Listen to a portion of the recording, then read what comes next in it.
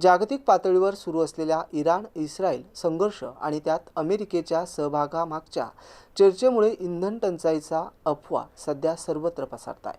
त्याचा थेट परिणाम पैठण शहरासह ग्रामीण भागात आपल्याला देखील आता बघायला मिळतोय.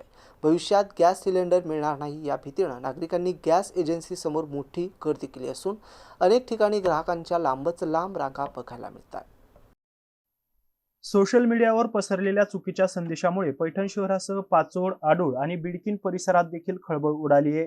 पैठण शहरातील संत एकनाथ गॅस सर्व्हिस कार्यालयाबाहेर नागरिकांनी मोठी गर्दी केली. वाढत्या गर्दीची दखल घेत पैठण तहसील कार्यालयातील पुरवठा विभागाचे नायब तहसीलदार कैलास बहुरे यांनी पैठण, बिडकीन आणि आडोळ येथील गॅस एजन्सींना अचानक भेट देत परिस्थितीची पाहणी केली आहे.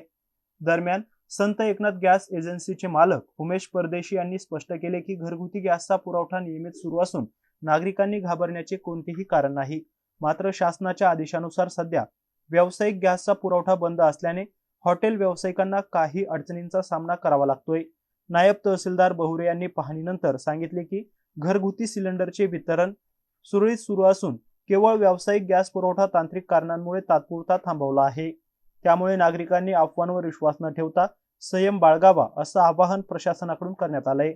गौतम बनकर, MC न्यूज पैठण, छत्रपती संभाजीनगर.